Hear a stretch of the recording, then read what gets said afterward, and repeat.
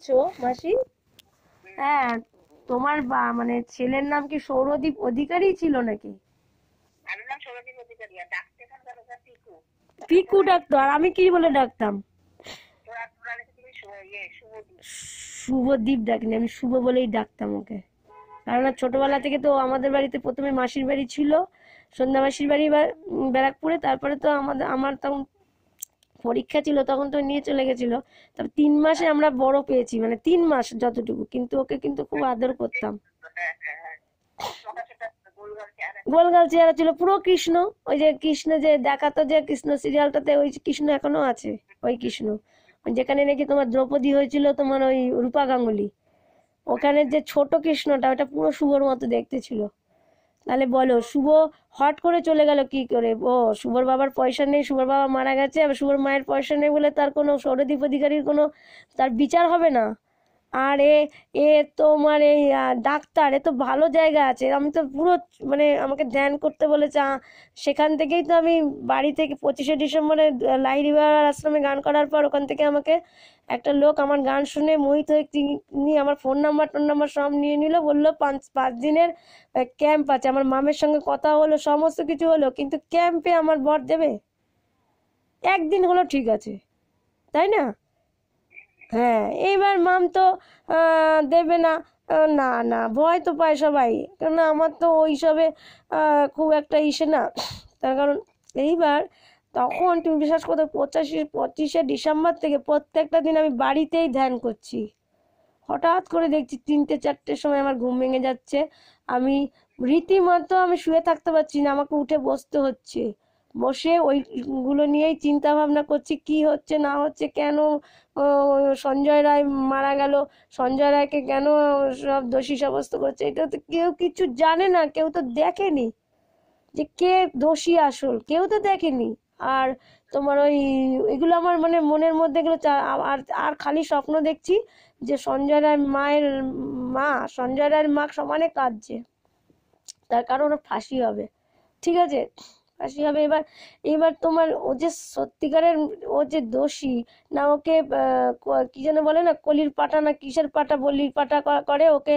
জানে এইসব লোককে দিয়ে না, জানো মাসি, যারা ড্রাঙ্কার হয় না, ড্রিঙ্ক করে যারা, ধরো তাদেরকে না মানুষ না গুন্ডা হিসেবে রেখে দেয়। এই ডাক্তারগুলো ভালো মনে করো গুন্ডা, এরা তো অনেক কিছু করতে পারে, অনেক কিছু করতে পারে এরা। কারণ আমাদের আমাদের এখানেই দেখেছি, তুমি জানো না, বিশেষ তৃণমূলের ভালো আর কি, বুঝলে তো? আমাদের দিদি তো খারাপ নয়, মমতা ব্যানার্জি, ব্যানার্জি টাইটেল আছে, ব্রাহ্মণরা কোনো সময় খারাপ হতে পারে না। তার থেকে বড় কথা হচ্ছে উনি গান ভালোবাসেন। 2010 সালে আমার সঙ্গে প্রদীপ নাগের যখন সম্বন্ধ হয়, তখন ওখান থেকে সব লোক আমার গান শুনেছে, আর আমার মাকে বলেছে কিছু মনে করবেন না, আমার সঙ্গে তো মোনালিসার সম্বন্ধ ঠিক হচ্ছে, একটু একটু গান করতে দেবেন, হ্যাঁ, ফোনে। তো আমার ল্যান্ড ফোন ছিল, মা বাবার ল্যান্ড ফোনটা মা ফ্রি পেত। আমি ওখানে বসে মানে আমাকে বাধ্য হয়ে, তার কারণ ওখানে সম্বন্ধ ঠিক হচ্ছে, এবার আমি গান করছি সেই রবীন্দ্রসঙ্গীত। এবার সবাই বেশ এই একটা নেতা শোনে, ওই একটা নেতা শোনে, তখন ওদের মধ্যে থেকে একজন বলল, তুমি যেন একবার মমতা ব্যানার্জি দিদিকে গান শোনাও। তার কারণ উনি খুব রবীন্দ্রসঙ্গীত ভালোবাসেন, এবং তখন থেকে আমার মনের মধ্যে খুব ইচ্ছে প্রচণ্ডই, আমি তাকে মমতা দিদিকে ভালোই বাসতাম না, কিন্তু ওই সে সম্বন্ধটা, হ্যাঁ, অনেক অনেক জায়গায় ওই দাদাটা বক্তৃতা দিয়েছে, একদম হওয়া হবেই এখানে সম্বন্ধ। কিন্তু ওই ছেলেটার একটি কথা, আমি দুটো কথা পছন্দ করি না। ও বললো, প্রথমে বললো যে ইসে নেবে না, কি যেন বলে এগুলোকে, নগদ নগদ। যেই যেই নাকি বিয়েটা ঠিক হয়ে গেল, তখন বলছে হ্যাঁ একটু নগদ হলে ভালো হয়। ওর মাও বলছে ওরকম টাইপের।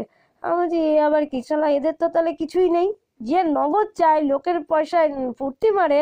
হ্যাঁ, আর যে প্রকৃত ভালো হবে, আমার শতদল গাঙ্গুলি ভীষণ ভালো, ভীষণ ভালো, কোনো একটা পয়সা পর্যন্ত নেয়নি। এমনকি তুমি জানো, যখন নাকি ওকে দোকানে নিয়ে গেছি, আংটির দোকানে, ও ও বলছে কি, ওই যে মুখপাতের যে আংটি দেয় সেগুলো দেখান, অত রোগা।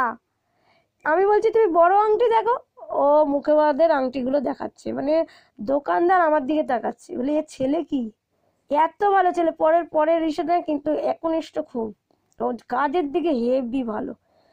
খাওয়া দাওয়া ভালো মতো করে না, ঠিক মতো খাওয়া দাওয়া করে না, খাবে বিড়ি, ও খাবে বিড়ি। আর বিড়ি কিন্তু আমার কন্ডিশনে ছিল না বিয়ের মধ্যে, যে ও বলেছে বিড়ি আমি খাবো না, আমাকে অফিস থেকে রীতিমতো ওর ব্যাপারে বিড়ি খাবে আর চা খাবে। তার ফলে কি হবে বলো তো, শরীরটা তো খারাপ, লিভারটা তো খারাপ হয়ে যাবে। আমি যে ওকে ভালোবাসি, ওকে তো বিয়ে করতাম না, তো কন্ডিশনে আমার বাবলি বলেছিল যে নিজেকে কখনো বিলিয়ে দিবি না, নিজেকে কখনো কারোর কাছে বিলিয়ে দিবি না, আর চারিদিক তাকিয়ে চলবি যাতে কোনো সার মাস এসে গুঁতো দিতে না পারে। সত্যি তো তাই, আমরা ধরো একনিষ্ঠ ভাবে চলছি, পেছন দিক দিয়ে আমাকে ডাকলে আমি শুনি না তো, আমি তো সবসময় একটা চিন্তা ভাবনা নিয়ে চলি। আমার বাবলিও তাই ছিল, সেই জন্য ওনার মধ্যে জেগেছিল যে আমার ছেলেটা তো চলে গেছে। যখন ইঞ্জিনিয়ার দেখলো না, বাবলি বাবলি তো রীতিমতো বলে গেল, যখন ও যাচ্ছে 18 দিন হয়েছে মাত্র, বুঝলা? তুমি এই ঘটনাটা জানো, শ্যামলদার ব্যাপারটা জানো? ও বাবলি এসে বাড়িতে বলেছে, পরে বললো, যখন বড় হয়ে আমি শুনেছি, তখন তো আমি ছোট্ট, একদম একদম ছোট, বুঝি না। বাবলি বললো, আমি যে বাবলি কাঁদছে কেন গো, তুমি কাঁদছো কেন গো, চোখ দিয়ে জল বেরোচ্ছে। তখন আমি বললাম, কি কষ্ট, কি অসহায়, হ্যাঁ, চলে যাওয়া সন্তান, চলে যাওয়া মা বাবার কাছে যে কত কষ্ট, কেউ বোঝে না, যার না হয়েছে সে বুঝবে না। এবার মানে তুমি, বাবলি তখন চুপ করে ওরকম করে কাঁদছে, নাকি নীল কালারের জামাটা পরা ছিল, বাবলি বলেছিল ওই জামাটা মনে মনে একটু একটু মনে মনে পড়ে। এইবার হঠাৎ করে আমি জিজ্ঞেস করছি যে বাবলি কি হয়েছে গো, বললে কি দাদা কোথায়? আমি বললাম, বললে দাদা বলে ডাকতাম তো, দাদা নেই, আকাশে উড়ে গেছে। তার মানে বুঝতে পারছো কতটুকু আমি। এবার তখনই দেখা গেল সন্ধ্যা মাসি কাজে, খুব কাজে, ওনার কেউ কেউ আসে চুরি করতে, ওনার রুমাল থেকে টাকা খুলে কে নিয়ে চলে গেল। মানে ভাবতে পারছো কিরকম মানুষ আজকাল, হ্যাঁ, যে আসে যার ধান্দায়, হ্যাঁ, এরকম কি করে করলো, এটা করতে পারে? তখন উনি বলছেন কথাটা, সবাই জিজ্ঞাসা করছে, বললো আমার কপালে নেই তো কি হবে, এ যখন ভূমিষ্ঠ হয় তখন আমার শ্বশুরমশাই, হ্যাঁ, কত কত মিষ্টি খাইয়েছে লোককে, হ্যাঁ, আর ও যে এরকম চলে যাবে, আমার এত মানে বিশেষ সন্তান, প্রথম সন্তান, এরকম প্রথমে তো দিদি হয়েছে, কিন্তু ছেলেদের মধ্যে তো ও প্রথম হয়েছে। আমার সেই গলাগুলো আমার মনে পড়ে, যতটুকু পড়ে। হ্যাঁ, হ্যাঁ, ওই দেখো, ও মাসি, আমার দাদাকে যদি চেন দিয়ে আশীর্বাদ করে, তাহলে তোমার সোনার চেন দিয়ে, তাহলে ছোট ছিল চেনটা, ছোট ছিল না অনেক বড় ছিল? আচ্ছা ঠিক আছে, তাহলে যদি সেটাই হয়, তাহলে আমার মায়ের বিয়ের সময় বাবলিকে কি দিয়েছিল দাদু?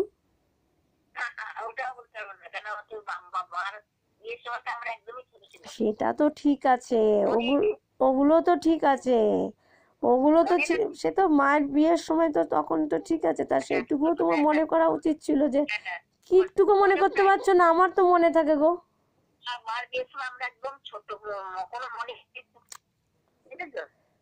আরে একটু কি কি কি ছোট আমি বুঝতে পারছি না গো। যাই হোক, বলতে বলতে পারছো না।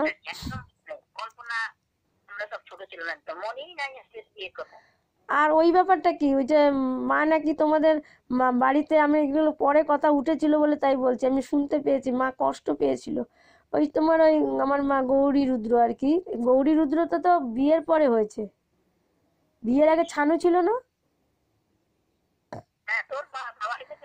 তাহলে বাবা রেখেছিল গৌরী, আর বাবার নাম শঙ্কর, তাই তো, গৌরী শঙ্কর। হ্যাঁ দেখো, সবাই কিন্তু মানে মা দুর্গা আর শিব, একদম শঙ্কর শিব। হ্যাঁ সত্যি কথা, মা মাসি একদম পুরো বাবা মা যে আমরা কি মানে পেয়েছিলাম না, তুমি না খেয়ে আমাদেরকে খাইয়েছে গো। আর আবার বাবলি মানে 6 ভাই বোন, আমাদেরকে 3 বোন 3 ভাই, আমরা এখন বলতে পারি না কয় ভাই কয় বোন, আমরা 3 ভাই 3 বোন মনে আছে, বলতে পারি না এখন ভেবে চিনতে। যাই হোক, এবার ওই আমার বাবলি যা করেছে বলে, অন্য কয়েকজন, হ্যাঁ অন্য কয়েকজন মধ্যে একজন নাকি আবার বাবলিকে বলেছে, আমি না আপনার ছেলে হব, আমাকে লালন পালন করবেন কোথায় বলো তো, বহরমপুরে, আমি আপনাকে দেখাশোনা করব, আমাকে তখন বাবলি এসে বাড়িতে বলেছে, আমি না শুনতে পেয়েছি। আমি তখন না বললাম, কি বলো তুমি, আমরা এতগুলো ভাই বোন আছি, তারপরে তুমি আবার আরেকজন, তাতেও তোমার হয় না? বলে আমি যে মানুষ ভালোবাসি রে, জীবে দেওয়া করে যেই জন সেই জন সেবিতে উৎসার, ও বলছে আমার কাছ থেকে খাবে, আমার দয়া পাবে। তার কারণ আমার বাবলি সকাল ছোটবেলায় দেখেছি, খেতে দিত যখন মা, অফিসে যেত তো 9টার মধ্যে মা করে দিত, হ্যাঁ, আর ওই 9টার ট্রেনটা ধরতো, 9:30টার, আমাদের কাস্তাপাড়া থেকে বহরমপুর যেত তো। আমার বাবার সাথে কতটা মিল দেখো তো। আমার শ্বশুর বাবাও তো বহরমপুরে শৈলেন গাঙ্গুলি করতো পিডাব্লিউতে। আর আমার বাবাও তো ক্যালকাটা টেলিফোনসে সেন্ট্রাল গভর্নমেন্টের চাকরি করতো। একা একাই তোমার ইসে থেকে ওই যে বহরমপুর আর বেলডাঙ্গা থেকে আগে বহরমপুর ছিল, তারপরে বেলডাঙ্গা করলো, আবার বেলডাঙ্গা থেকে আবার বহরমপুরে করলো ট্রান্সফার। এরকম করেছে একা কারোর মাধ্যমে না, মানে এতটাই মানে কুড়ে একদম ছিল না। এই জন্য আমার শ্বশুর বাবাও একদম কুড়ে না। আমার শতদল গাঙ্গুলি আমার বর ও বলেছে যে আমি তোমাকে ডব্লিউবিসিএস আমি করেই দেখাবো। তারপরে মানে তখন রীতিমতো ডব্লিউবিসিএস অফিসার আর জুনিয়র ডাক্তার, আর তখন ওই আশিস বলে ও ডিজাইনার ছিল, আর একটা ছিল হচ্ছে বনগাঁটা, হ্যাঁ বনগাঁটাই হচ্ছে জুনিয়র ডাক্তার ছিল। ও মানে ও খুব মানে ও কিন্তু অভিশাপ দেয়নি। বনগাঁর ডাক্তারটা দেখা করতে বলেছিল, আমি বলছি না আমি দেখা করব না, আমার এখন কিছু বলিনি যে চুল ছোট হ্যান ত্যান কিছুই বলিনি। আমার বাবলি চেয়েছিল তো আমার মেয়ের চুল ছোট থাকবে, জিন্সের প্যান্ট পরবে, তা আমি তখন জিন্সের প্যান্ট পরতাম, বুঝেছো।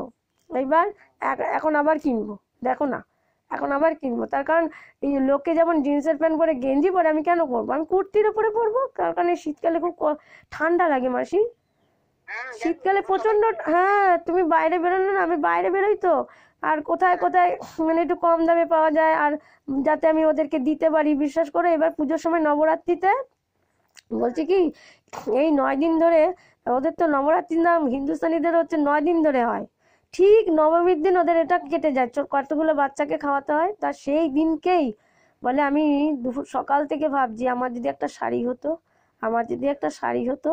তা কেউ তো আমায় শাড়ি দিয়ে গেল না, দেখো তুমি আজকে এসছো, দেখো তুমি শাড়ি নিয়ে এসছো। ও আমাকে দেখে জড়িয়ে ধরেছে, বলে দেখো আমি জানি তুমি আমাকে একটা শাড়ি দেবা।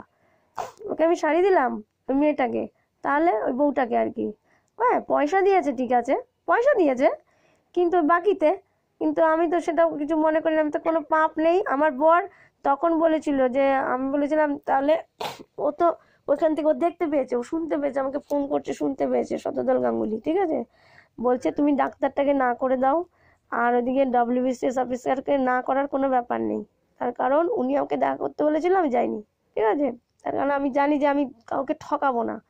হ্যাঁ কিন্তু আমি জানি একটু হলেও উনি আমাকে ভালোবাসে। ওই ওই গানটাতে ওই যে তোমারে জানি নে হে, তোমারে জানি নে হে, তবু মন তোমাতে ধায়, এই গানটাতে এইটা আমার দিয়েছিল অমিত কুমার নিয়োগী, এই গানটা আমাকে শিখিয়েছিল, ঠিক আছে। তো উনি কিন্তু উনি স্পেশালিস্ট, কিন্তু ওনার কাছে আমার গান শেখাটা হয়নি, ঠিক আছে।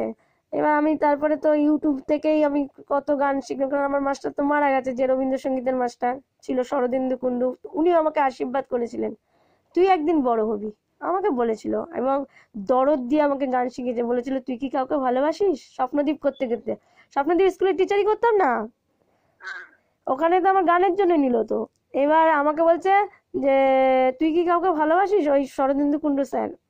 এবার আমি মাসি না জেনে আমি রবীন্দ্রসঙ্গীত করবো না, খুব কঠিন গান ছিল, সিন্নন্তু বিশ্ব ইয়া মৃত্যাশা পুত্তা, হ্যাঁ এই গানটা ছিল হচ্ছে প্রার্থনা সঙ্গীত, আর তোমার রজনীকান্ত সেনের তোমার ইসে গানটা হচ্ছে তুমি নির্মল করো, এই গানটা আমাদের বিদায় সঙ্গীত ছিল, ঢুকলেই হতো তোমার সিন্নন্তু বিশ্ব। এবার আমি না গান করি না, বুঝলা তো, ওই বিশেষ সময় আমি গান করতাম না, আর গানের জন্য আমাকে নিয়েছে প্রার্থনার সময়, আর সবাই দাঁড়িয়ে পড়তো, আমি না চুপ করে থাকতাম। এটা জামাইবাবু খেয়াল করেছে, মানে ওই দীপু, যিনি নাকি আমার গান শুনতে গেছিল, দীপু ভাদুরী আমাদের বাড়িতে, তখন এগুলো তো গিয়ে নিশ্চয়ই বাড়িতে বলেছে স্বপন ভাদুরীর কাছে। এবার স্বপন ভাদুরী মানে উনি গ্যারাপাতায় কৃষ্ণনগর গ্যারাপাতায় স্কুলের হেডমাস্টার ছিলেন, ও অমায়িক ব্যবহার, উনি আমার মাঝে মাঝে না গান শুনতে নামতো নিচে, 23শে জানুয়ারি, 26শে জানুয়ারি, 15ই আগস্ট, স্কুল কলেজেও তো তাই আমি গান করতাম। হ্যাঁ এইবার কলেজটাতে করা হয়নি, তার কারণ কলেজটাতে আমি লজ্জা পেতাম, তো এখন গান করতে করতে এখন লজ্জা চলে গেছে কোথায়, কিন্তু দেয় না তো বাচ্চাগুলো যে সব গান করে না, মন্দিরে মন্দিরে গান করতে দেয় না, যদি একটু মন্দিরে মন্দিরে গান করতে দেয় তাহলে এরা কিন্তু মানে ভয়টা দূর হয়ে যায়, বুঝেছো।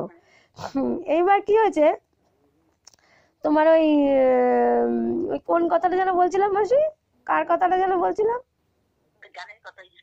স্কুল, হ্যাঁ। এই জন্য বলছি মন দিয়ে শুনবা।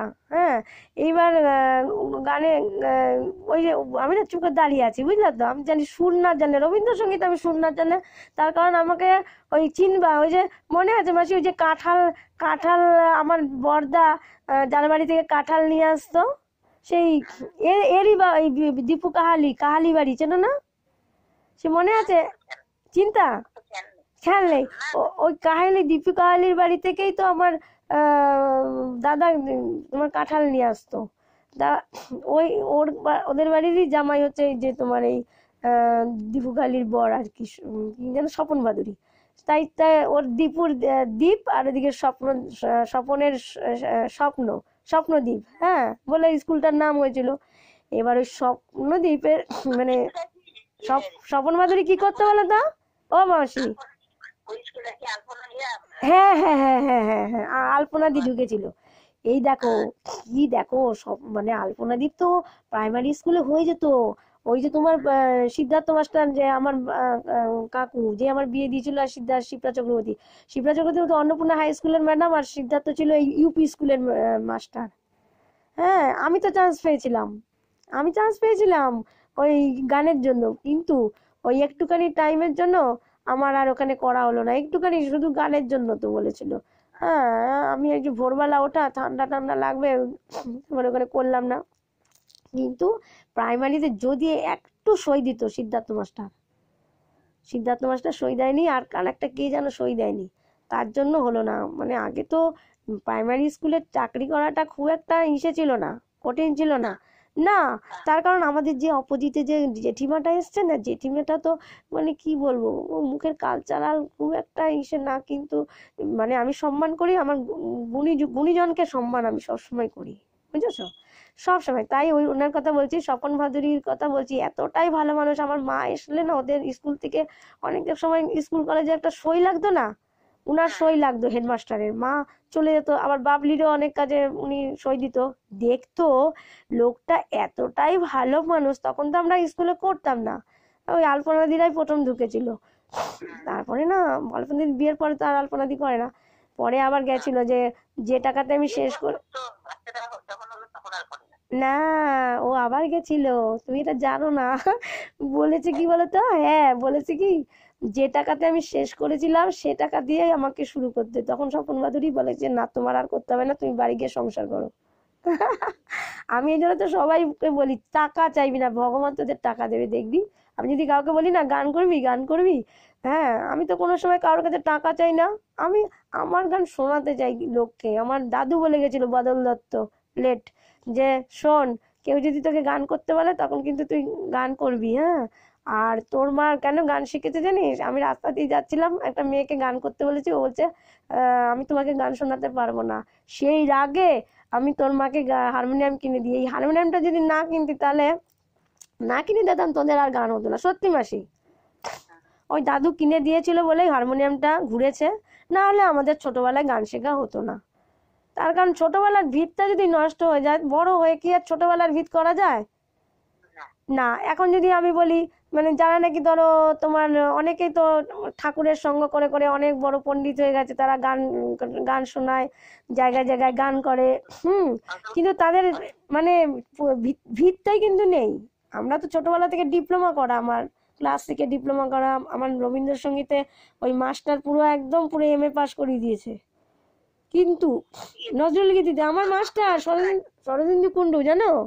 তা প্লাস মানে সব শেখানো আমাকে, প্লাস হচ্ছে কি দরদ দিয়ে, তুই কি কাউকে ভালোবাসিস? আমি না তো কাউকে ভালোবাসি না। তখন মনে যাই বলছে, সবাই শোনো সবাই শোনো, কে মানে যদি তোমাকে রবীন্দ্রসঙ্গীত করতে বলে কেউ, তুমি দরদ দিয়ে তুমি গান করবে।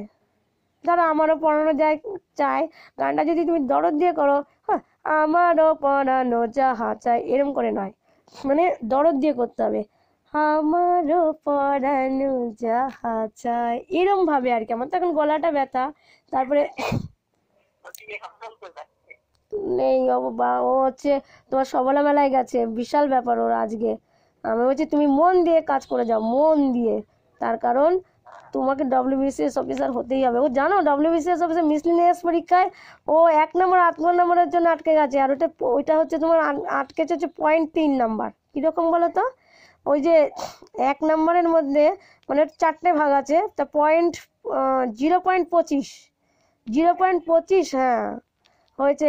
এবার পয়েন্ট মানে মানে 4 ভাগের 1 ভাগটা, 3 ভাগটা, বুঝলে তো, 3 ভাগটাও পাইনি, 3 ভাগটা পাইনি, 1 ভাগ পেয়েছে।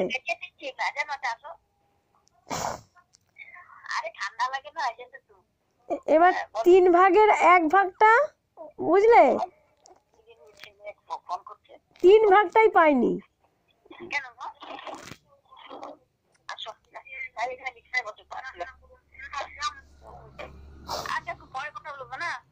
ওই যে বুচির মা কাকিমা এসছে না? হ্যাঁ, না না, তুমি এটা ওই যে সেই কারণেই বুঝলা, ওর কিন্তু ওইটুকুনির জন্য আটকে যাচ্ছে। তাই আমি বলছি যে তুমি দাও, তুমি WBCS অফিসার হবে, কিন্তু তুমি মন দিয়ে কাজ করে যাও। আর ও খুব মন দিয়ে কাজ করে। মাসি আশীর্বাদ করো, মাসি, ও মাসি, মাসি, ও মাসি, শতদলকে একটু আশীর্বাদ করো। করো তো, আমাকেও করো তো, আমি তোমাকে খুব ভালোবাসি মাসি।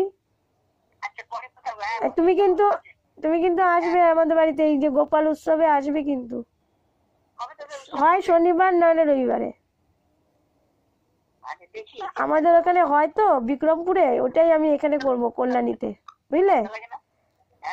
রাখলাম, হ্যাঁ, ভালো থেকো, ভালো থেকো, হ্যাঁ হ্যাঁ হ্যাঁ, প্রণাম।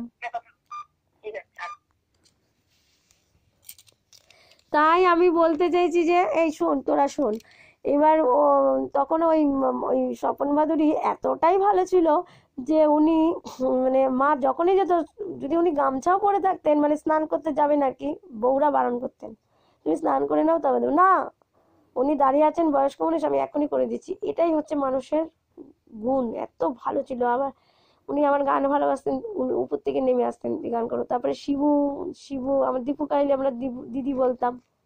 উনার বোন আসতো মাদ্রাজ থেকে, উনিও আমার গান শুনেছেন। তারপর উনাদের ভাই মানু কাহালি একদিন 25 বৈশাখ রূপাদি করেছিল চাকলাদার বাড়ি। রূপাদি হচ্ছে আমাদের ওখানে ছোটবেলা থেকেই, মানে আমাদের ওখানে জনকল্যাণ মাঠে নাচ গান হতো, করতো। আমিও গিয়ে দেখতাম, নাচগুলো শিখতাম, আমি অনেক কিছু শিখেছি ওখান থেকে, নাচগুলো। তারপরে আমার তো NGOর ম্যাডাম আছে, ওনার নাম হচ্ছে, উনি নবান্নে আছেন, নাম হচ্ছে সুপ্রিয়া রায়। ওনার জন্যই আমি মানে রবীন্দ্রসঙ্গীত নৃত্যটা শিখতে পেরেছি। তারপরে আমার শরদিন্দু কুণ্ডু স্যার তো ওটা শিখেছেন, অমিত কুমার নিয়োগী জন্য ওই গানটা শিখতে পেরেছি। তার কারণ আর বাদ বাকি গান মোটামুটি আমি মানে স্বরলিপি দেখে দেখে, আর হচ্ছে ইউটিউব দেখে। তার কারণ আমি তখন অ্যান্ড্রয়েড ফোনটা নতুনই কিনেছিলাম, স্যার জানতো না, অমিত কুমার নিয়োগী জানতো না। উনি একটা পার্ট শিখিয়ে দিত, আর পুরো পার্টটাই আমি ওই ইউটিউব দেখে দেখে করতাম। উনি অবাক হয়ে যেত, কী ব্যাপার, আমি শেখালাম একটুখানি আর পুরোটা নিয়ে যায়, ওকে দিই, অন্যজনকে দিই একটা পার্ট, সব একটা পার্টই করে নিয়ে আসে আর পুরোটা গান তুলে নিয়ে আসে। আসলে আমার তো স্যারের মেয়ে শিবেন্দ্রনাথ দাস সোদপুরে থাকে, আমার দিদি BSNL এর চাকরি করতো, বড়ের চাকরিটা পেয়েছিল। তারপর তো পরে প্রাইমারি টিচারের ইসে হলো, মহাশ্বেতা ঘোষ।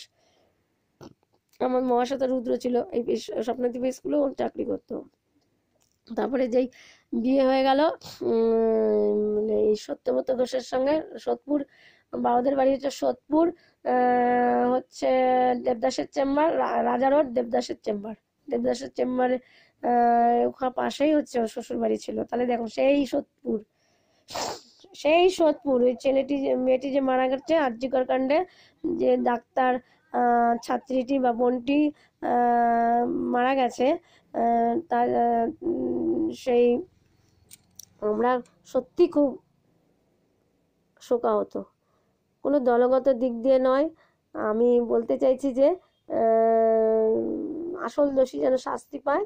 কিন্তু আমি যেটা মানে মেডিটেশন করে, আমি মানে প্রত্যেকটা দিন ভোরবেলায় 25শে ডিসেম্বর থেকে মেডিটেশন করছি, হয়তো ভগবান সেটা চেয়েছে, সেই কারণেই ওইখানে তো আমার 5 দিনে মেডিটেশন হবে না। হঠাৎ করে কে লোকটা আসলো, একজন বললো যে তুমি তো এতক্ষণ গরুগুলোকে গান শোনান, আমি তো গরুগুলোকে বিষ্ণু মনে করি। তাহলে এই দিকে দেখো কত গরু আছে, শোনাও দেখি, শোনাও দেখি। বলছি কোনো ব্যাপার না, আমি গান শোনাবো গরুকে। তুমি ইয়ার্কি মারছো না তো? কেন আমার দাদু বলেছিল গান যদি কেউ শুনতে চায় তাহলে তুমি বিশ্বাস করতে পারবে না, শোন এই, তুই বিশ্বাস করতে পারবি না যে আমার গান গরুগুলো কি সুন্দর শুনছিল, কোনো মাথা নাড়ানো না, কান্না তেন না। কিন্তু আমি যখন মায়াপুর গেছিলাম, মানে গুঁতো দিতে আসছিল, হ্যাঁ সেটাই বলছি। আর উনি এসে শার্ট করে সমস্ত আমার গান শুনে নিল, বললো আপনি কি গান গাইছেন, মানে আমরা দূর থেকে আমরা থাকতে পারিনি, তাই চলে আসলাম।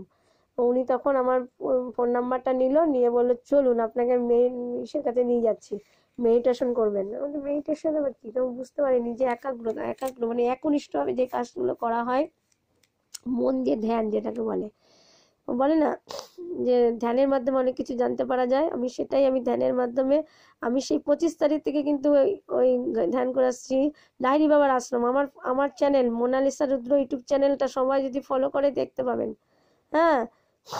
এবং সব শেয়ার হচ্ছে, আমার গান এখন সব জায়গায় মোনালিসা গাঙ্গুলি বলেই আমি উন্নতি করব, হ্যাঁ। মোনালিসা রুদ্র গাঙ্গুলির একটা বিশাল সম্মান আছে, গঙ্গোপাধ্যায়, মমতা ব্যানার্জি যে বন্দ্যোপাধ্যায়, কারণ এরা খারাপ মানুষ কিছুতেই হতে পারে না। আর যে গান ভালোবাসে, ফুল ভালোবাসে, এরা অবশ্যই এদেরকে প্রণাম করা উচিত, কোটি কোটি প্রণাম। এরা কোনো অন্যায় করেনি, এরা যে লোক রেখেছে বলতে তার চেলা চামুন্ডা, তারাই অন্যায় করছে, দোষ পড়ছে ওদের উপরে। তার কারণ একটা প্রমাণ আমি দিচ্ছি। আমি যেদিন সমুদ্রগড়ে ব্যারাকপুরে, আগের দিন ব্যারাকপুরে গান করলাম, গান করে পাশ থেকে যে গান করতে যাব, মায়ের কথা উঠছে, মানে অনুকূল ঠাকুরের প্রোগ্রামে তো মায়েদের ইসে হয়, মায়েদের সতীসঙ্গ হয় তো, হ্যাঁ।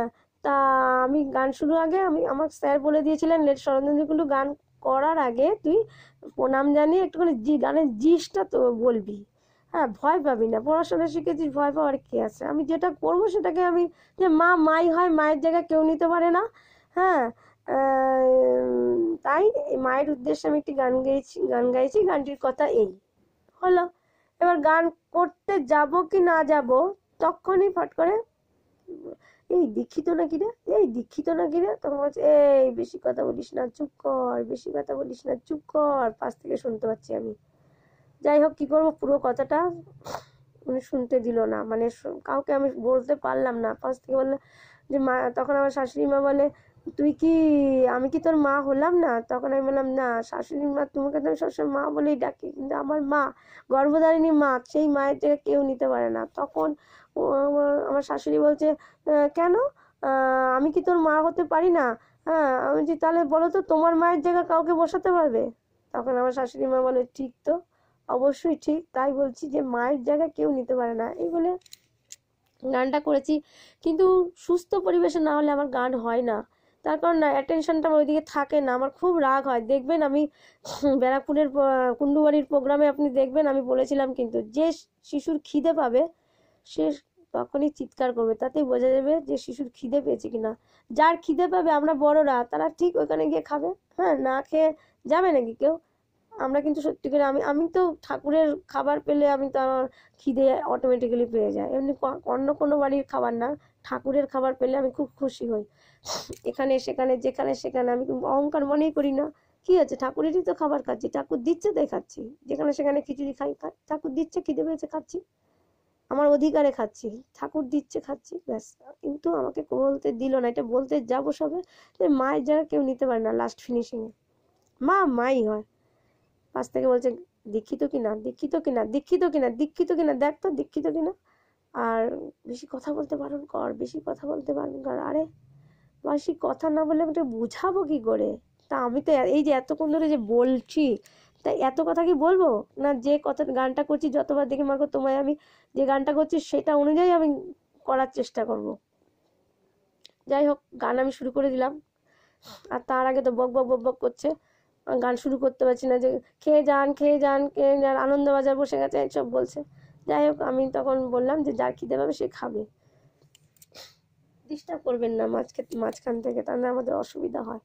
আমরা তো একটা মানে একটা চিন্তা ভাবনা নিয়ে গান শুরু করি, মাঝখান দিয়ে ভুলে গেলে খাতা নিয়ে আসিনি, হ্যাঁ। আর আমার মাস্টার বলেছে সবাই শুনে নাও, যে গান যত না দেখে করবে তত গান ভালো হবে, হ্যাঁ। গানটাকে মুখস্থ করে নিতে হবে, আর স্বরলিপিগুলো মুখস্থ করে নিতে হবে। মুখস্থ মানে স্বরলিপি সেরকম থাকতেই হবে, রবীন্দ্রসঙ্গীত শুধু স্বরলিপি থাকতে হবে। এইবার ওই রবীন্দ্র গানটা করলাম, গানটা শেষ হয়ে যাওয়ার পরে আমার মানে সব সব অনুষ্ঠান শেষ হলো, হওয়ার পরে আমার খুব খারাপ লাগছিল প্রচণ্ড। তখন যেই হয়ে গেছে যে কেন আমাকে এরকম বললো, তার মানে এখানে আমার জায়গা নেই। আমি খুব অভিমানী যে এখানে কেন গান আমাকে কথাটা বলতে দিল না। খুব কষ্ট পেলাম, আমাকে গানটা বলতে দিল না। ওই যে দীক্ষিত না, এই জন্য দীক্ষিত কেন হতে হবে? আমি দীক্ষিত ছাড়া কি ঠাকুরকে ভালোবাসতে পারি না? হ্যাঁ, তার মধ্যে কি কোনো একটা মনি ঋষি হতে পারে না? আমি কি কোনো ইসে হতে পারি না? আমি কি কি যেন বলে ওটাকে, ঋত্বিক হতে পারি না? মেয়ে ঋত্বিক হতে পারি না? আমি কথার কথা মানে মন দিয়ে শোনা, হ্যাঁ, যোগী পুরুষ হতে পারি না?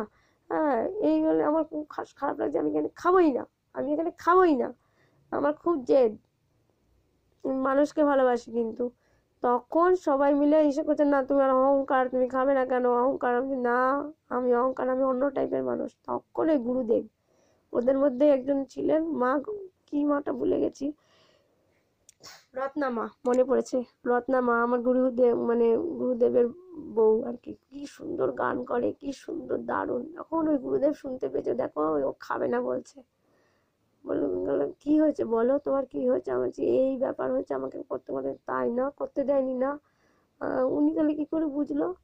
বলে তোমাকে আমি নিয়ে খাওয়াবোই, তুমি আমার বাড়িতে এসছো। উনি মানে আমাকে তো সেটাই মনে করতে হবে, যেখানে আমার প্রোগ্রাম থাকবে সেই বাড়িটাকেই তো মনে হবে ওটা আমার মন্দির, আমার বাবার প্রোগ্রাম, পরম পিতার প্রোগ্রাম। হ্যাঁ, আমি যতক্ষণ ছিলাম ততক্ষণ আমি সবাইকে চেয়ার দিয়ে বসতে দিয়েছি, তাতেও শুনেছি পাগল, আমি নাকি পাগল। হ্যাঁ, না আমি ওই বাড়িতে গেছি, ওই বাড়ির লোককেই বসতে দিয়েছি, তখন বলছে না না, কি বলছো, আমাকে বসতে দিচ্ছে, এরকম টাইপ আমার দিকে তাকাচ্ছে। আমি বলছি না না, শোনো তুমি বসো দাদা, কেউ যদি দেখছো দাঁড়িয়ে আছে তখন তুমি আবার বসতে দেবা। তুমি দাঁড়িয়ে দাঁড়িয়ে শুনছো, আমার ঠাকুর রাগ করছে। আমি ঠাকুরকে, অনুকূল ঠাকুরকে ভীষণ ভালোবাসি, কেন যে বাবা, আমি বললাম যে বাবার চোখ দিয়ে আমি মানুষকে দেখি, বাবার চোখটাই আমি পেয়েছি। শঙ্কররুদ্র দেখে নেবেন, শঙ্কররুদ্র মোনালিসা রুদ্রের মধ্যেই আছে। শঙ্কররুদ্র জিমন্যাস্টিক বেঙ্গল চ্যাম্পিয়ন ছিল, সমস্ত রকমের কাজ উনি জানতেন। জুতো সেলাই থেকে চণ্ডীপাঠ, এত সুন্দর চণ্ডীপাঠ করতে পারতো, উফ, বলার কথা না। কবিতা টবিতা সমস্ত কিছু আমাদের কানের কাছে বোঝাতো। তাই বাবার মতো কেউ হবে না। কিন্তু আমি বাবার অভাব বুঝি না, তার কারণ আমার শ্বশুর বাবা ভীষণ ভালো, ভীষণ ভালো। কিন্তু আমার মায়ের অভাবটা খুব বুঝি, মায়ের জন্য আমার খুব কষ্ট হয়। একটা সত্যি কথা সবাই শুনুন, আমার দিদিরা তো সবাই থাকতো না, আমি একা একা বাড়িতে বসে পড়তাম। দাদা ওই ঘরে পড়তো, ছোটদা, বাবলি মাঝে মাঝে এই ঘরে হয়তো আসতো। তা কিরে পড়ছিস তো? আমি হ্যাঁ পড়ছি। হ্যাঁ, কালী পুজোর সময় মা গেছে হচ্ছে কালী ঠাকুরের ওখানে, প্রতি বছরে পুজো করতো। এবার মা গেছে ওখান থেকে আমি চালাকি করে কি করেছি, মাকে আমার দরকার খুব, তখন বাবলিকে বলি বাবা আমার পেট ব্যথা করছে। সঙ্গে সঙ্গে গৌতম দাকে পাঠালো, যা ওদের বাড়ি থেকে ডেকে নিয়ে আয়, পেট ব্যথা করছে ওর। মানে মেয়ে মানে ওনার জান, মানে ছেলে মেয়ের প্রতি ভীষণ টান ছিল, মানে সত্য কথা একদম। সাথে সাথেই মা চলে এসছে, আপনারা বিশ্বাস করুন একটু, মা যেই চলে আসলো সাথে সাথে তখন আমাকে বললো, কি রে তুই ডাকছিস কেন? আমি কিছু না, তুমি এতক্ষণ নেই কেন? তাই জন্য। ও তাই না, আমি নেই বলে তাই জন্য তুই এরকম করলি? হ্যাঁ, আমি একটুখানি দেখতে গেছি সিরিয়াল। আমি কি করবো বলো, আমার যে ভালো লাগে না তুমি না থাকলে, আর তুমি না থাকলে ভালো লাগে না। তাহলে সত্যি কথা আমি বলছি, যার মানে ছোট ছোট ছেলে মেয়ে আছে তারা সবাই চায়, কিন্তু মায়েরা কি করে এখন, মোবাইল দিয়ে ভিডিও দেয়, এগুলো তো ঠিক না। ওকে সেই সময়টা যদি অশিক্ষিত মা হচ্ছে, ও যদি বইটা, আগে তো মোবাইল ছিল না। হ্যাঁ, তার কারণ মোবাইল কি দেবে, মোবাইল কত টাকা দেবে আপনি, আপনাকে আর কত টাকা দেবে, তাতে কোনো মান সম্মান বাড়বে না। বরঞ্চ ছেলেটা যদি ভালো মতো মানুষ হয়, ছেলে মেয়েটা একটা ডাক্তার হবে, একটা ইঞ্জিনিয়ার হবে, একটা পুলিশ হবে। হ্যাঁ, তাই বলতে চাইছি, মোবাইল নিয়ে ওদের সামনে ঘাটবেন না। যখন নাকি ওরা ঘুমিয়ে পড়লো তখন ঘাটবেন, ওদেরকে পড়াবেন, বই দেখে দেখেই পড়াবেন, না দরকার হলে মাস্টার আসলে ওটা শুনবেন, সেটাই আবার ওদেরকে পড়াবেন। তার কারণ ওনার মা চায়, তার কারণ মাটা তো সবসময় 95% মায়ের কাছে বাচ্চারা থাকে, আর বাদ বাকি 5% হচ্ছে বাবা চাকরির জন্য যায়। যে চাকরি না করলে বউকে ছেলে মেয়েকে খাওয়াবে কি করে? তাই প্লিজ একটু মোবাইলটা ওদের সঙ্গে তাহলে দেখবেন, এই ছেলে মেয়েরাই আগামী দিনে আর পরনিন্দা পরচর্চা ওইটা যেন একদমই করবেন না। তার কারণ স্কুলে গিয়ে আমি নিজে চোখে দেখা শোনা, এই সব স্পিন্ডেলে দিতে আসে সব বাচ্চারা, এই তোর বার কি দিল রে, ওই পুজোর সময় কি দিল, ওই তোর কানে কে দিল রে, ওই এই সব আলোচনা। মা কারণ একটুখানি তখন একটু বই নিয়ে ঘাট, মেয়েকে দিতে এসছিস, সবাই তো আর গাড়ি করে দিতে পারে না, ট্রেনে বাসে আসে, একটু বইটা নিয়ে পড়, যে বাড়িতে গিয়ে যদি একটুখানি ভালো মতো বোঝাতে পারিস। হ্যাঁ, আমার এটা কথা, এছাড়া আর কিছু নেই। কেউ রাগ করবেন না। তাই আমি আমি মানে ধ্যানের মধ্যে বুঝতে পেরেছি, আজকে সকালবেলা ধ্যানে বুঝতে পেরেছি, দেখবেন টাইমগুলো আমি দিয়ে দিই, যে সঞ্জয় রায়ের মা খুব কান্নাকাটি করছে, প্রচণ্ড কান্নাকাটি করছে, ঘরের মধ্যে ঠাকুর খালি ঠাকুর, আমার আমার ধ্যান দিয়েই বলছি, ঠাকুরকে ডাকছে, কিন্তু সঞ্জয় রায়কে কেউ শুনতে দিচ্ছে না, কিছু বলতে দিচ্ছে না। কিন্তু আমি বলছি, সেও তো একটা কারো না কারোর সন্তান, তার প্রমাণ আমি বলছি, যদিও এদের শাস্তি হয় যে কোনো, সে তো একটা ডাক্তার, জুনিয়র ডাক্তাররাই তো করেছে। আর মেয়েটি যার মধ্যে ছিল, ওই যে 4জন ডাক্তারের মধ্যে যে মেয়েটি ছিল, মেয়েটি হচ্ছে আসল গিল্টি, মেয়েটাই হচ্ছে সমস্ত কিছু ওদের খাইয়ে দাইয়ে। তুই আর তো ওই মেয়েটি, জুনিয়র ডাক্তার দিদিটি যে মারা গেছে বা বোনটি, তুই কেন ওদের সাথে, আমার বাবা বাবলি হলে তো পছন্দ করতে দিত না তোকে, যখন মানে সবাই বলছিল নাকি তোর সঙ্গে সবার পিছনে লেগেছে, তাহলে তুই কেন দিদিকে সাহস করে বলতে গেলি না, বা বড় বড় লোকদের কেন বললি না? দিদিকে তো অন্তত বলতে পারতি যে আমাকে ইচ্ছা করে এরকম বদমাইশি করছে, যে রাতে ডিউটি দিচ্ছে। হ্যাঁ, তারপরে তুমি রাতে ডিউটি দিচ্ছে, তুমি কেন এই কথাটুকু তুমি বলতে পারলে না? রাতে ডিউটি, তাহলে নিশ্চয়ই প্রশাসন ব্যবস্থা আরো ভালোভাবে ইসে হতো, তাহলে তো এরকম হতো না, তাহলে তো এই ঘটনাটা ঘটতো না, যে দেখুন আমাকে সবসময় এরকম রাতে দিচ্ছে। আর তুমি কেন রাত্রিবেলা তুমি ডাকাতদের সাথে, যতই তোমরা ডাক্তার হও, তোমরা কেন ওরকম রাত্রিবেলা হসপিটালের মধ্যে পার্টি করবে? কি কারণে? তার মানে তুমি ওই দলের প্রতীক। যে কারণে আমাকে সেদিনকে, শুনুন শুনুন আসল কথাগুলো শুনুন, যে কারণে আমাকে কি বলেছেন জানেন? ওই ওই ওই মেয়েটি, যে জুনিয়র ডাক্তারটাই, মানে মেয়ে ডাক্তারটাই হাত পা সব ধরেছে, একজনে ধরেছে আর একজনে ধরেছে, এইদিকে আবার ধরেছে দুই হাত ধরে, তারপরে ও, তারপরে ওর বদমাইশিটা করতে দিয়েছে ওই মেয়েটাই, শয়তান। হ্যাঁ, এবার তার কারণ এটা যে শয়তান, তার কারণ আমি যখন সমুদ্রগড়ে গান করতে যাচ্ছি, আগের দিন কুণ্ডবাড়ি গান করে, ওই যে গুরুদেব আমাকে খাওয়ালো, সবাই নিচে বসলো, আমাকে চেয়ারে বসে খাওয়ালো, ঠিক আছে, আর সব বাইরে খাচ্ছে, আমরা ওই বাড়িতে গিয়ে খেলাম, কুন্ডু বাড়িতে গিয়ে খেলাম, আর বাইরে সব আনন্দবাজার হচ্ছে। আপনারা ভাবতে পারবেন না, যে আমাকে নিয়ে গেল সে কিন্তু নিচে বসে গেল, আর আমি খেলাম কোথায়? চেয়ারে বসে খেলাম। গুরুদেব কিন্তু আমাকে বসিয়ে দিয়ে চলে গেল, উনি পরে খাবেন না আগে খেয়ে নিয়েছেন ঠিক জানি না। যাদের বাড়িতে খেলাম আমি তৃপ্তি ভরে খেলাম, আমি বেশি খাবো নাই, বলেছিলাম যে খাবোই না, তাই একটুখানি ডালিয়া খেলাম, আর হচ্ছে দিল হচ্ছে তরকারি, মানে আলুর দম নাকি কি ভুলে গেছি, আর সাথে দিল হচ্ছে ওই বুদিয়া নাকি, হ্যাঁ দিল, তা পেট ভরে আমাকে দিল। নাও নাও, নাম তো মিষ্টি ভালোবাসি, কিন্তু কেন কি জানি জানি না, এত ওদের মধ্যে দরদ ছিল দেওয়ার মধ্যে, তাই আমি বাধ্য হয়ে বললাম যে আমি খুব ভালোবাসি মিষ্টি, তখন আমাকে দিল আরো বেশি করে, যেটা নাকি আমি চাকলাতে গিয়ে ওই চাকলার যে সামনেটাতে, সামনে ওই স্টেশনটা আছে, কি স্টেশনটা, চাকলা আর একটা চাঁদু, আর একটা আছে চাকলা আর একটা চাঁদু আর নাকি, মানে ভুলে গেছি, যাই হোক ওখানে গিয়ে কিন্তু রীতা, আমার বান্ধবীরা যে নিয়ে গেছিলো, বিমন টিমন সব যে গেছিলো, আমার রীতা বান্ধবী বলে কি, ওর 2 ছেলেকে নিয়ে আলাদা, ওর ছোটো ছোটো ছেলে, ওদের আলাদা খাবে। হ্যাঁ, তখন আমার মনে হলো, আর আমরা তো 50 টাকার খাবার কিনলাম, ওরা 100 টাকার, 100 100 200 আর 100 300 টাকার দিল আর খাওয়ালো। তার বলে না, যার টাকা আছে সে এরমই করবে, কিন্তু আমি কেন করবো এটা? আমরা একসাথে গেছি, এটা তো ওর টাকার গরম দেখালো না, সত্যি করে বলতে, আমরা একসাথে গেছি যেহেতু, তাহলে একসাথেই আমরা ভাগ করে খাবো, কিন্তু ও রাজি হলো না, বিশ্বাস করুন সবাই একটুখানি। তখন আমি কি করলাম, আমি বললাম দাঁড়া, এই তোরা পরে খাবি, দাঁড়া আমি একটুখানি দেখে আসি। ও তো গেল এখানে ভেতরে 100 টাকার জিনিস খাবার খেতে, দেখি তো কি করে আলাদা পার্থক্য দেয়, পার্থক্য করে। উমা, অটোমেটিক্যালি আমি দেখতে গিয়ে, আমি কেন দেখতে গেছি, ওখানকার লোক আমাকে কি করলো জানেন? হ্যাঁ, আমি চুপ করে এক সাইডে দাঁড়িয়ে আছে, আমাকে নিয়ে এসে ইসের মধ্যে খাবার খেতে বসছে ওরা যেখানে, আমি দেখছি ওরা কোথায়, ও মাসি ওরা ডাকছে আবার ছেলেগুলো। তখন বলছে, ওখানে যে খাবার দিয়েছিল সে এসে বলে কি, আপনি এখানে দাঁড়িয়ে আছেন কেন? আমি জানি না, আমি অত কিছু জানি না, আপনি বসুন। আমি কেন বসবো, কেন, আমার তো খাবার খাবার নেওয়া হয়ে গেছে। আমি যে অত কথা শুনতে চাই না, আমাকে বলছে অত কথা শুনতে চাই না, পাতাটা নেন এখান থেকে, পাতাটা নিয়ে বসুন। দেখো এ হালুয়া, কি ব্যাপার হলো, আমি তো অবাক হয়ে গেলাম।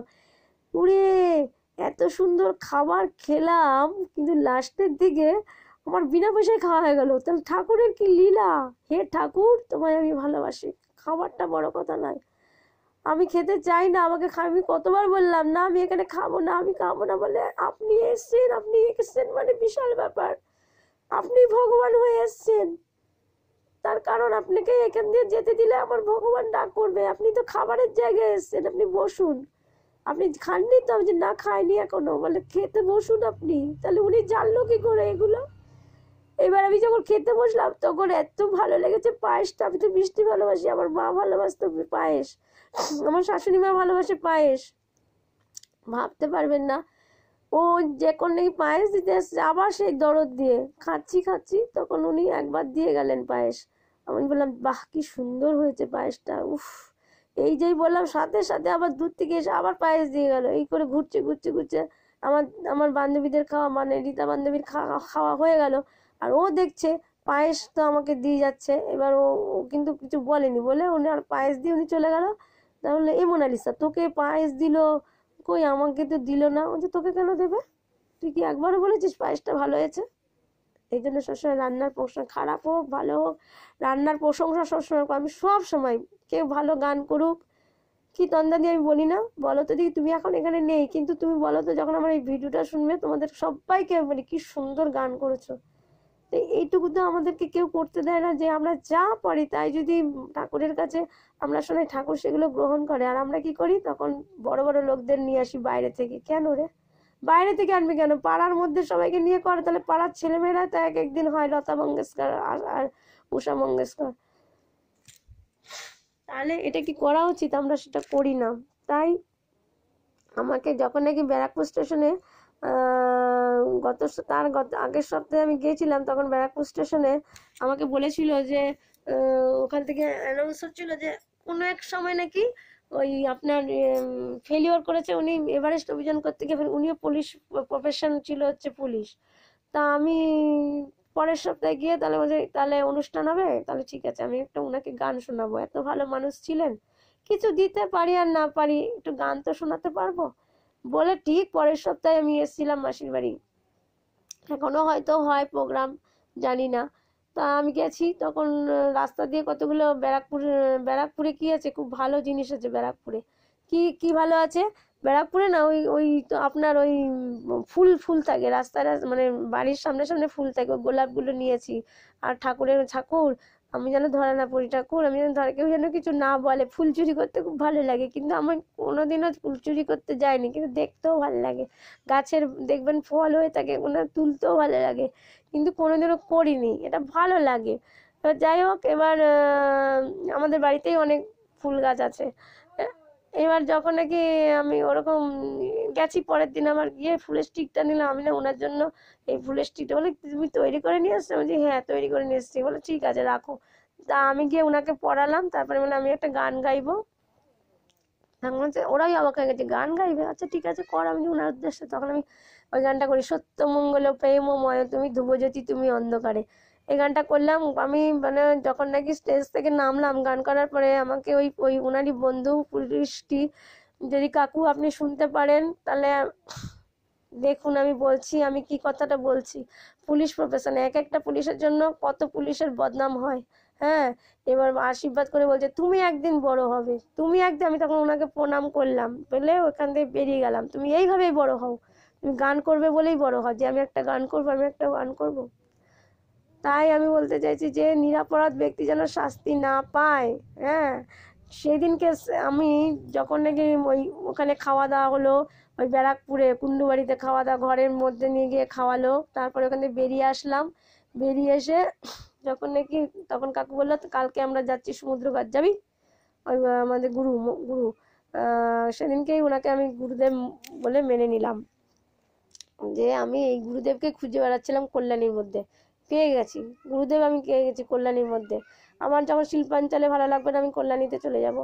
গুরু তো, গুরু শিষ্যকে থাকতে দেবেই। যাই হোক, এবার গুরু, তারপরে মানে গুরুর বউ, গুরুমা পেয়ে গেছি, আমি গুরুমা পেয়ে গেছি, মানে মা পেয়ে গেছি মোট কথা। হ্যাঁ, এবার আমার তো সব মাকে আমার বাড়িতে নিয়ে আসতে ইচ্ছা করে। তাহলে ওই মারা কি আমাকে তাহলে গ্রহণ করবে না? হ্যাঁ, নিজের মেয়ে চলে গেছে তো কি হয়েছে? হ্যাঁ, ও তো নিজে ইচ্ছা করে তো ওর কিছু হয়নি, ওর ওকে করেছে যে বদমাইশরা, ওরাকে মেরেছে, তাদের যখন কষ্ট হয়নি। তুমি একটুখানি, আমার দাদা যখন মারা যায় তখন তো ইঞ্জিনিয়ারগুলো, যে ইঞ্জিনিয়ার দেখছিল পোস্টটা তো তারের টানায় দাঁড়িয়েছিল, তো ইঞ্জিনিয়ারকে দেখতে পারিনি যে পোস্টটা নিচের দিকে ভাঙা, তখন তোর সাসপেন্ড হয়ে যেত। তখন আমার বাবলি বলল যে আমার ছেলে তো চলে গেছে, বড় ছেলে, ভাবা যায়? হ্যাঁ, আমার ছেলে তো চলে গেছে, কিন্তু আহ, তখন তো আমরা হইনি। মাসিটাও হয়েছে, যে আমার ছেলে তো চলে গেছে, কিন্তু যদি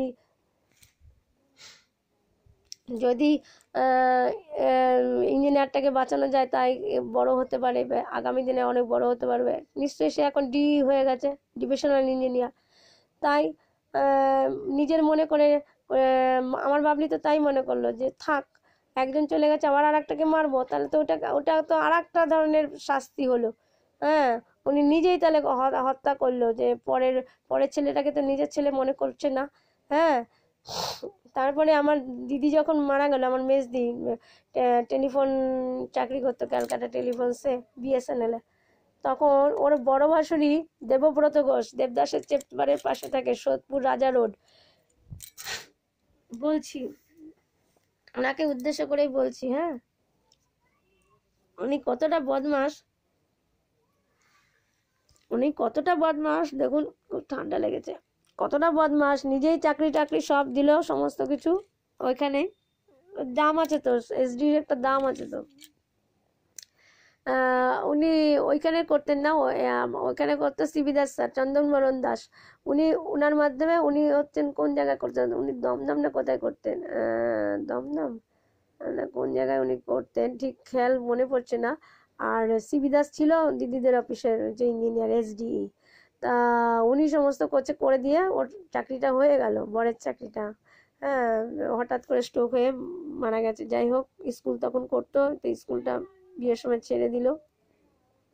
তারপরে বরটারও মারা গেলো, তারপরে অফিসে ঢুকলো, করার পরে হলে কি হবে, সমস্ত কিছু উনি করলেন, চাকরিও হলো। কিন্তু যখন নাকি ও বাড়ি থেকে যেত অফিসে ডিউটি করতে, কি যা কিছু খেত, যদি একটু সুজি খেত তাও বলতো যে এই রে, যে মেয়ে ছেলেটা মারা গেছে, আমার ভাইটা মারা গেছে, দেখো খাচ্ছে। আরে মারা গেলে কি খাবে না নাকি? মানে পেটটা কি খালি করে রেখে দেবে? হ্যাঁ, খাবে না, খিদে পেলে খাবে না, এক সময় একবার খাবে না, এই আবার কি রে বাবা কথাবার্তা। হ্যাঁ, যাই হোক, যখনই ও খেত তখনই এরকম সুপারি কিলারের মতো কাজ করতো। ব্যাস, দিদি পড়ে গেল ট্রেন থেকে হট করে, ও মানে না খেয়ে একা একা, তার মধ্যে এই লোকটার কথাবার্তা। ওকে ধরুন, ওনাকে ধরুন, উনি তো আমার দিদিটাকে মেরে দিল, এটা তো সত্য কথা। দিদি তো আমাকে বলে গেছিল, যে দিদি আমাকে খুব খুব ভালোবাসতো, আমাকে বাইরে বেরোতে দিত না, সবসময় আমাকে কোলে নিয়ে থাকতো। ছোটবেলায় নাকি ওর একদিন একদিন ওর কোমরে লেগেছিল, খুব খুব কোমরে লেগেছিল। বলছে যে দেখ, কোমরে লেগেছে, আবার তুই ছোটবেলায় সবসময় তো কোলে নিয়ে থাকতে হতো, এই জন্য বড় হয়ে আমাকে ছাড়তে দিত না। কিন্তু আমার তো খুব রাগ লাগতো, তো তুই তুই বাড়িতে থাকবি, তো আমি যাবো না ঘুরতে? হ্যাঁ, মানে আমার সঙ্গ সবসময় থাকবে। এই করে একদিন ও এতটাই আমাকে ভালোবাসতো, আমি পাশের চৌকিতে ও মায়ের সাথে ঘুমিয়েছে, আমি দিদির সাথে ঘুমিয়েছি, আমার পায়ে লেগেছে, মানে মামার বাড়ি থেকে এসছি, পায়ে লেগেছে চেন, মানে তখন মশারি থেকে পড়ে গেছে। আমি করেছি, আর শান্তের সাথে ওর মায়ের সাথে থেকে বেরিয়ে এসে তাড়াতাড়ি গিয়ে আমার পা ডলে দিচ্ছে। হ্যাঁ, এতটাই আমার দিদি ভালোবাসতো। আমার দিদি থাকলে আমার কোনো চিন্তা থাকতো না, কোনো চিন্তা থাকতো না। আমার ছোটদা অসুস্থ, মানে ছোটদা বলতে সরি ঠাকুর, আমার দাদাকে খুব ভালো রাখো, আমার দাদা খুব ভালোবাসতো আমাকে, এই দাদাও খুব ভালোবাসে। হ্যাঁ, আমি না খেয়ে আমার শরীর খারাপ হয়ে গেছিল মা চলে যাওয়ার পরে, আমার এই ছোটদা গৌতম রুদ্র দাদাই আমাকে খাইয়েছে। হ্যাঁ, তাই ওদের ভালো রেখো, আমার দিদিকে ভালো রাখা। দিদি আমার শিক্ষাগুরু, সবার শিক্ষাগুরু। তা দিদি যখন এই যে টাকাটি দেখুন, দেখেন ছোটদা, গৌতম দা দেখ, এতদিন বলিনি, এটা বলছি, দেখ এই টাকাটি যখন দিদি মানে 500 টাকার নোট যখন বাতিল করে দিলেন আমাদের মোদি দাদা, যখন বাতিল করে দিলেন মোদি স্যার, তখন সবার বাড়ি থেকে মানে কি অবস্থা, টেনশনে, আমি তো টেনশনে ভুগছি, মা নেই কি হবে, এবার 500 টাকা সব বাতিল হয়ে যাচ্ছে, অনেকে অনেক কিছু হয়েছে, অনেকে মারাও গেছে এই আসে। এবার আমিও তো ওই শরীর খারাপ অবস্থাতে এদিক ওদিক কোথায় 500 টাকা দিদি পড়াতো, এদিক ওদিক গুজে রাখতো, আমিও গুজে রাখতাম 500 টাকা। হ্যাঁ, এরকম করে খুঁজে খুঁজে খুঁজে লাস্ট 4টে 500 টাকা দিদি পাইনি। দিদি বলেছে হঠাৎ করে এই বাবলির মা মারা যাওয়ার পরে, হ্যাঁ, মা মারা যাওয়ার পরে তো এই নোটের ব্যবস্থাটা হলো। আর তখনই ও টিউশন পড়াতো এবং খুঁজতে গিয়ে ওই 4টে নোট পড়েছিল, পাইনি।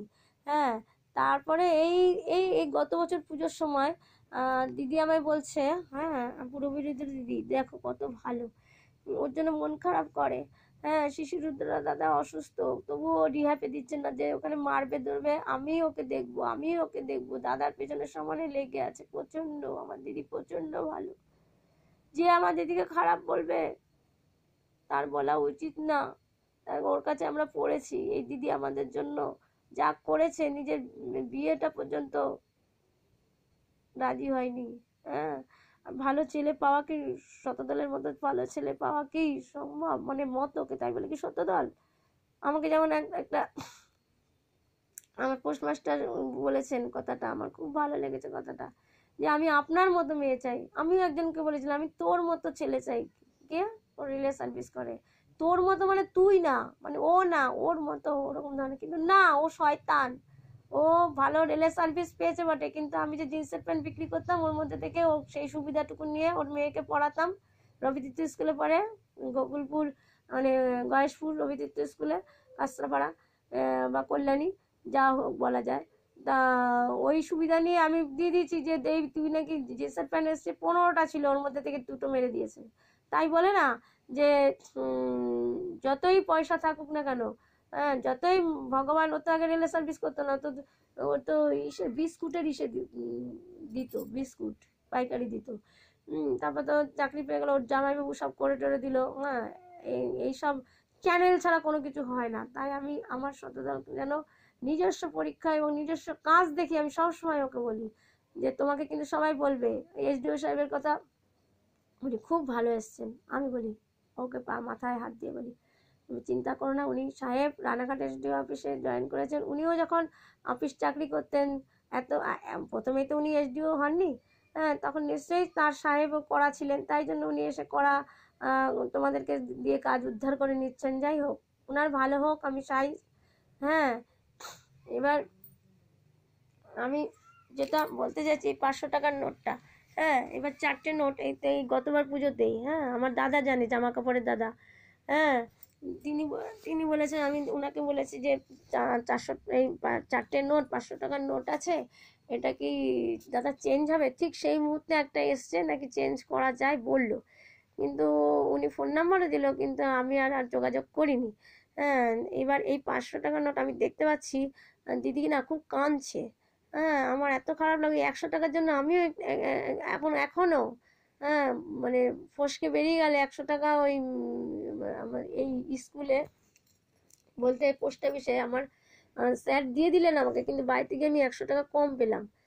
এই সেদিনকে পরিষ্কার করতে গিয়ে দেখছি 100 টাকা এক কোনায় পড়ে আছে, নতুন একদম, টাকাটা নোটটা একদম নতুন, সিল মানে ইসে করা। তার মানে আমি তখন ভাবলাম এই তো ঘর পরিষ্কার হয়নি তলায় ভেতরে, তাহলে এতদিন ধরে ওটাই পড়েছিল, তার মানে কি হাওয়াতে উড়িয়ে নিয়ে চলে গেল? আমি তো গিয়ে অফিসে কাঁদছিলাম।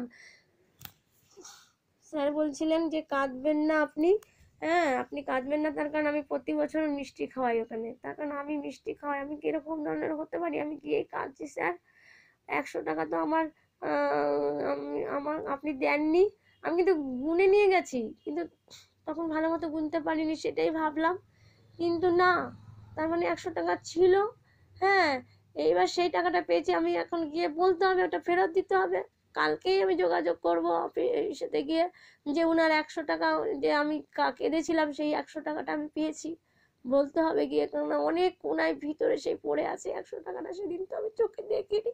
আমি তো কাঁদছিলাম 100 টাকার জন্য, কিন্তু আমি 100 টাকা কত মানুষকে দেই এখন, কারণ আমার কাছে একটার কারো মূল্য আছে। আমি এটাই বলতে চাই, ভগবান টাকা চায় না, 1 টাকার বেশি চায় না, 1 টাকাই নেবে। আমার কাছ থেকে সেদিনকে ট্রেনের মধ্যে থেকে আমাকে 1 টাকাই নিলাম, তো তাহলে আপনি যদি বলতেন পারেন যে 1 টাকা আবার কিসের নিল? দৌড়ে গিয়ে, এরা কেউ বিশ্বাস করে না, দৌড়ে গিয়ে ট্রেন ধরতে হয়। এবার আমি ঠাকুরকে বারবার বলছি, টিটি যদি ওঠে তখন তো আমাকে